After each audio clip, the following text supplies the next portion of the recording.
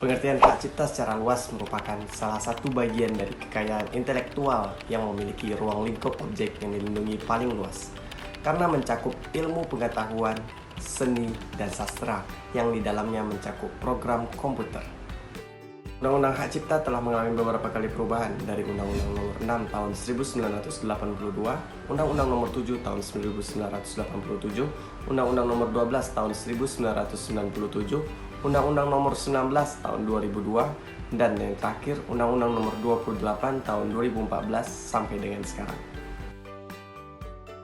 Dalam Undang-Undang Hak Cipta Nomor 28 Tahun 2014 yang berisi hak eksklusif bagi pencipta atau penerima hak untuk mengumumkan atau memperbanyak ciptaannya atau memberikan izin untuk itu dengan tidak mengurangi pembatasan-pembatasan menurut perundang-undangan yang berlaku, tertuang dalam pasal 1 butir 1. Undang-Undang Nomor 28 Tahun 2014 tentang hak cipta mengatur beberapa hal, yaitu yang pertama, pelindungan hak cipta dilakukan dengan waktu lebih panjang sejalan dengan penerapan aturan di berbagai negara.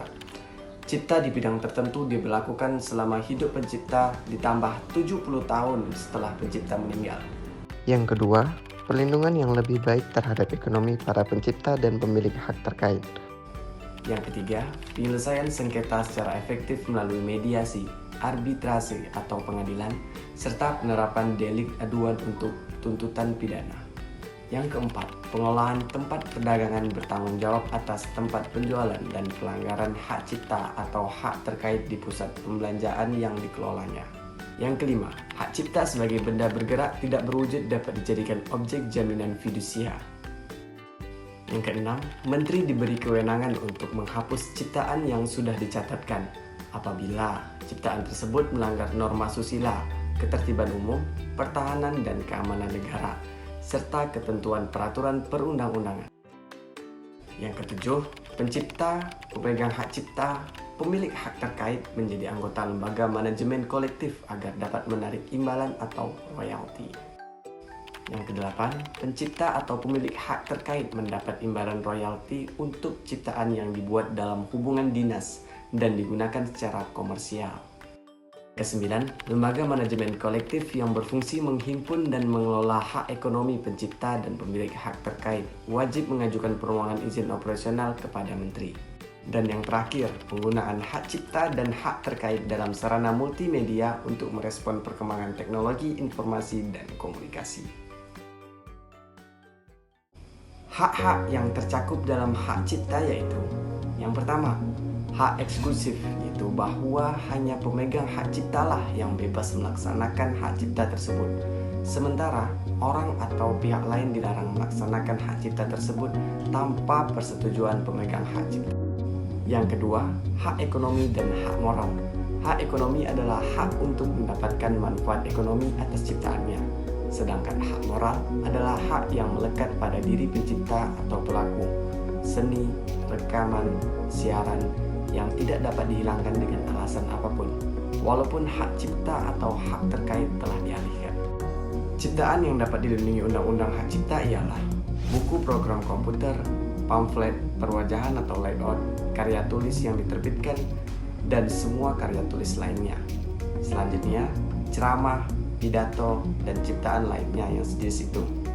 Selanjutnya, alat peraga yang dibuat untuk kepentingan pendidikan dan ilmu pengetahuan seperti video yang saya buat saat ini ada hak ciptanya.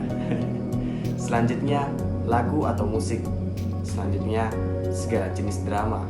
Selanjutnya, segala jenis seni rupa, arsitektur peta, seni batik, fotografi, terjemahan, tafsir, dan lainnya.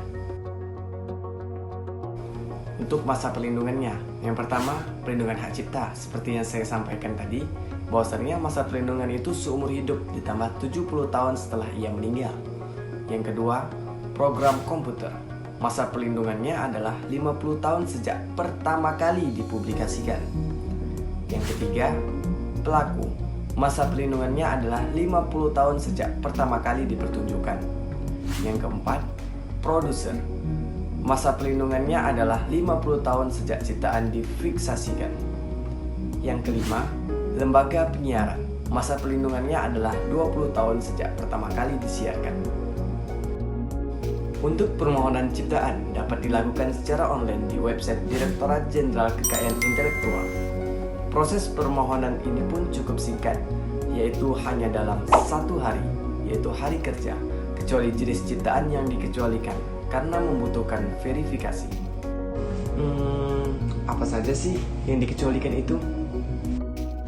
Jenis ciptaan yang dikecualikan yaitu karya seni, karya audiovisual, karya drama dan koreografi, karya rekaman, dan karya lainnya. Jika proses permohonan sudah selesai, maka pemohon bisa mengunduh sertifikat dan mencetaknya. Jika penjelasannya masih kurang jelas, ulangi ya. Oke, terima kasih. Saya Muhammad Yusuf Nugraha, mohon undur diri. Terima kasih. Wassalamualaikum warahmatullahi wabarakatuh. Bye.